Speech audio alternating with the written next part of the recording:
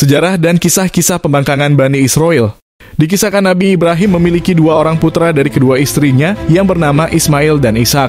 Nabi Ismail yang kemudian menempati Mekah dan nantinya menurunkan suku Quraisy yang merupakan suku Nabi Muhammad SAW. Adapun Nabi Ishak mempunyai 2 putra yang bernama As dan Yakub.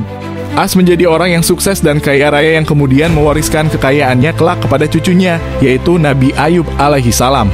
Sedangkan Nabi Yakub hidup dalam kesederhanaan dan menetap di Kan'an di sekitaran Baitul Maqdis. Beliau dikaruniai 12 putra dari keempat istrinya yang bernama Rubil, Syamun, Lewi, Yehuda, Yasaki, Zabulon, dan Naftali, Gad, Asyir, Nabi Yusuf, dan Bunyamin. Nabi Yakub sendiri mempunyai julukan Israel yang artinya hamba pilihan Tuhan yang berjalan di malam hari. Oleh karena itu, anak-anak Nabi Yakub dikenal dengan nama anak-anak Israel atau Bani Israel. Kisah dimulai ketika Yehuda menghasut saudara-saudaranya untuk membuang Nabi Yusuf kecil karena kedengkiannya. Nabi Yusuf dibuang ke sebuah sumur terpencil, kemudian seorang musafir menemukannya dan menjualnya sebagai budak ke Mesir. Ketika telah dewasa, beliau dimasukkan ke dalam penjara karena difitnah majikannya Sulaikho karena menolak berzinah dengannya. Setelah 14 tahun di dalam penjara, akhirnya beliau dikeluarkan dari penjara dan diangkat menjadi bendahara istana karena kemampuan takwil mimpinya. Sang Raja Mesir pun ikut beriman kepada Allah dan menjadi pengikut Nabi Yusuf alaihissalam. Nabi Yusuf kemudian memaafkan saudara-saudaranya lalu mengajak Nabi Yakub beserta Bani Israel dan keturunannya untuk tinggal di Mesir. Selama kurang lebih 500 tahun Bani Israel hidup dan beranak pinak di Mesir. Namun pada generasi ini mereka mulai melupakan ajaran Nabi Yakub dan Nabi Yusuf dengan membuat banyak kemaksiatan, menyembah berhala sapi dan mempunyai peringai yang sangat buruk dengan tidak lagi menghormati penduduk asli Mesir, yaitu kaum Kipti. Sampai pada suatu generasi Raja Mesir yang dijuluki Firaun tidak lagi mengikuti keimanan dari Raja-Raja Mesir sebelumnya. Ia bahkan sangat kejam dan menganggap dirinya sebagai Tuhan. Untuk menekan Bani Israel, Firaun menjadikan Bani Israel sebagai budak-budaknya.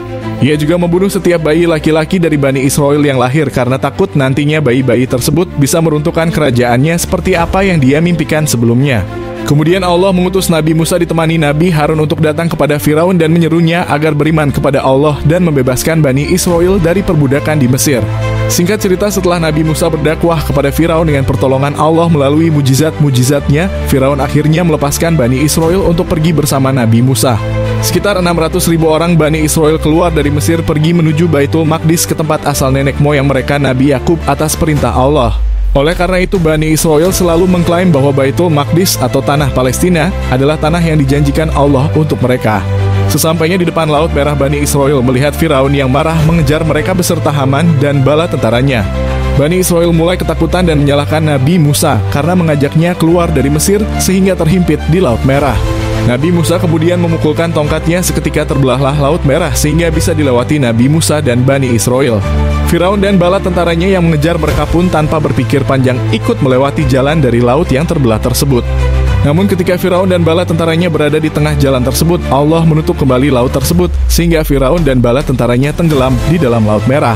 Walaupun telah melihat Firaun tenggelam, Bani Israel tetap meragukan kekuasaan Allah bahwa Firaun sudah mati.